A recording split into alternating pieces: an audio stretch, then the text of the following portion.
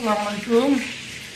আমি নর্থ থেকে সিএম সুবল বলতেছি। তো আজকে যে বিষয় নিয়ে কথা বলবো, এটা অনেকে আমার কাছে জানতে চাইছেন এবং অনেকে প্রশ্ন করছেন যে ভাই এই বিষয়ে একটা ভিডিও করেন, এই বিষয় নিয়ে ভিডিও করেন যে নর্থ মেসিতে ফ্যামিলি আনা যায় কিনা বা নর্থ মেসিতে আপনি ফ্যামিলি আনতে পারবেন কিনা সেই বিষয় নিয়ে কথা বলি।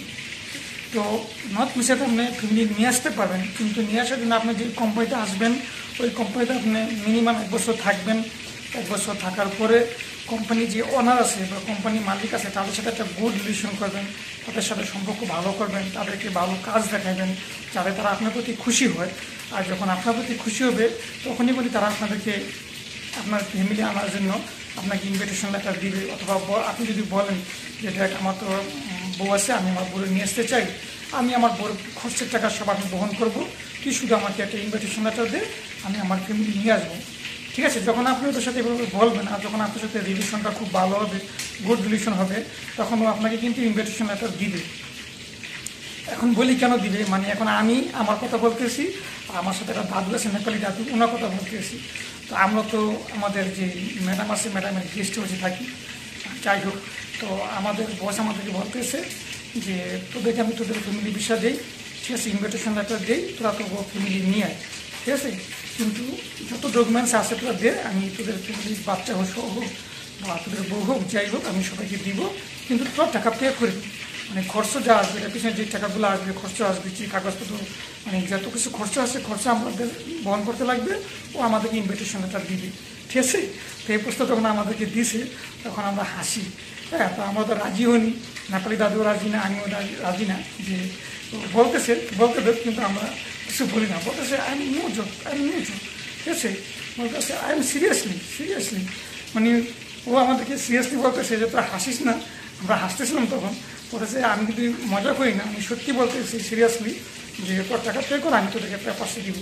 এখন ভাই আপনি যদি ওরকম কোম্পানিকে হাত করতে পারেন, আপনার মালিককে যদি আপনি ওরকম হাত করতে পারেন, তাহলে আপনি অবশ্যই আপনার ফ্যামিলি আনতে পারবেন, বাচ্চা সহ আনতে পারবেন।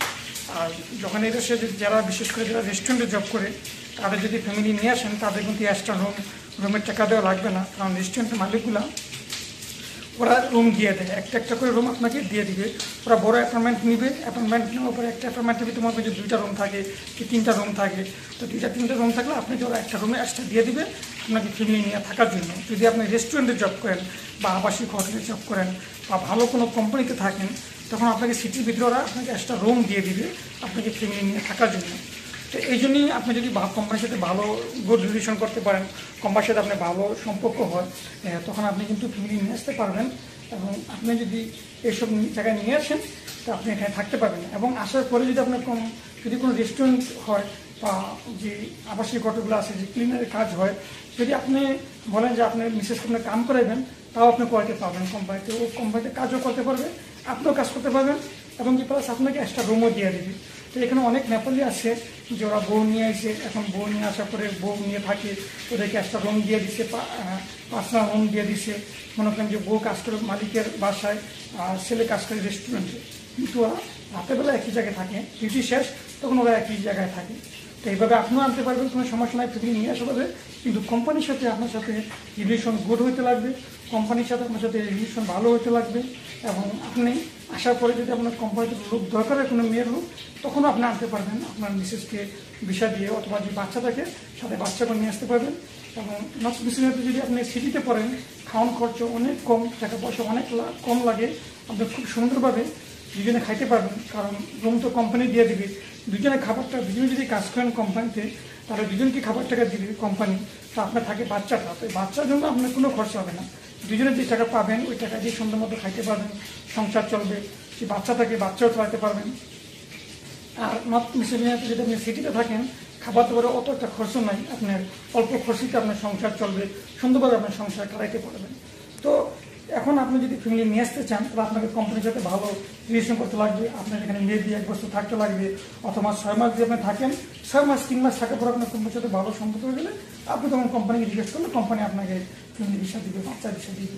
এটা দেয় ভাই, কারণ ইউরোপিয়ান লোকেরা ওদের সাথে যখন একবার ওদের মন জয় করতে পারেন, ওদের সাথে ভালো সম্পর্ক হয়, তাহলে আপনি সবই পাবেন।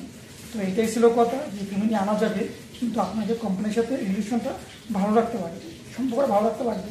আপনার আসার 3 মাস পরে আপনি আনতে পারবেন, 4-5 মাস 6 মাস ফেরত না আনতে পারবেন, কিন্তু কোম্পানির সাথে আপনার রিলেশন ভালো হতে লাগবে, গুড রিলেশন হতে লাগবে। আজকে এই পর্যন্ত ছিল, সবাই ভালো থাকবেন। আসসালামু আলাইকুম।